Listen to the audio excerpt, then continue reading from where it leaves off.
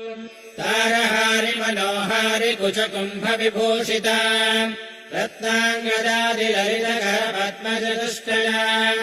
कमले च सुभद्राढ्याह्यभयम् दधतीम् वरम्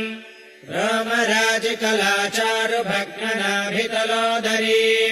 पट्टवस्त्रसमुद्भासि सुलितम् वादिलक्षणा काञ्जरस्तम्भ विभ्राजद्वरजानूरुशोभिता स्मरकाहलिका गर्वहारि जङ्घाम् हरिप्रिया कमठे पृष्ठसदृशपादाब्जाम् चन्द्रसन्निभा